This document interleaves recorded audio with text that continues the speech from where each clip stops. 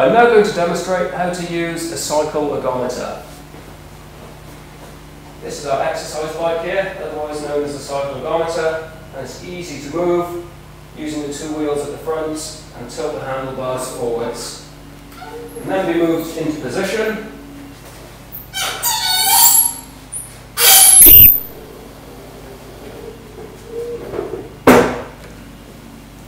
Making sure that it's stable on its feet. Next thing to look at would be to set the saddle height. Firstly, there is a bolt that secures the saddle into position. This can be unscrewed anti-clockwise and taken out. The saddle can then move up and down. There's a graduation on the front so that you can pick a number that suits your particular size. So I'm going to put the bolt back in and screw it up, ensuring that it's nice and tight. Very important so it doesn't move. However, if you do not know which number is ideal for yourself, it's best to sit on the bike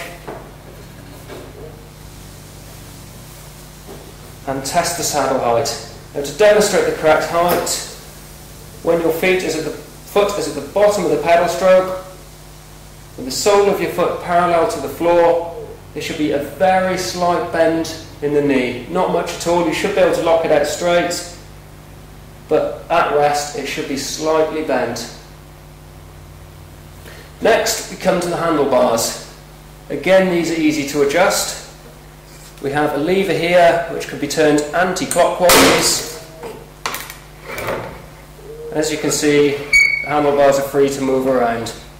So find a comfortable position, so you're leaning slightly forwards but not too much weight over them.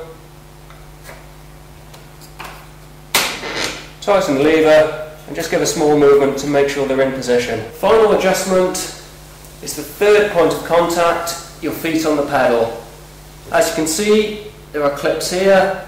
Make sure your feet can easily slide in and it's secured around the ball of your big toe.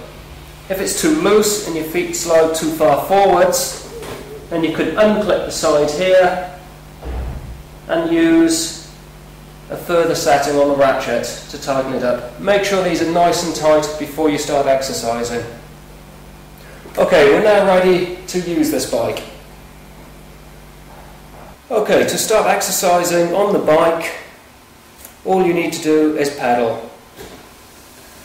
As you pedal, you'll see a display at the front of the machine giving you a number and RPM. So at the moment that's displaying 75 revs per minute.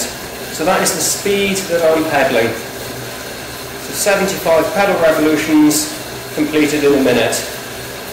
So you can control your exercise intensity, firstly, with the speed that you're pedaling.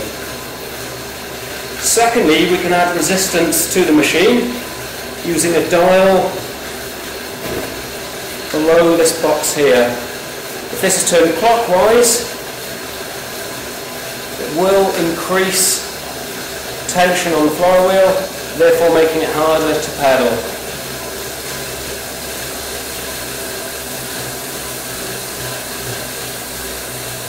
Now I'm going to drop down my pedaling speeds to 60 revs per minute.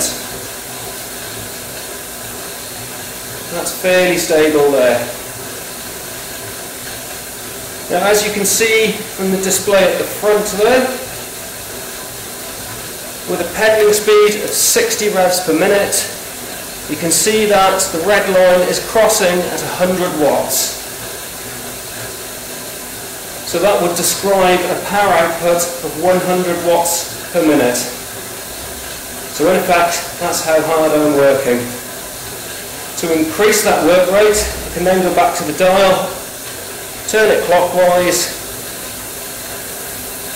I've slowly brought it up to the next level, which is 150 watts a minute.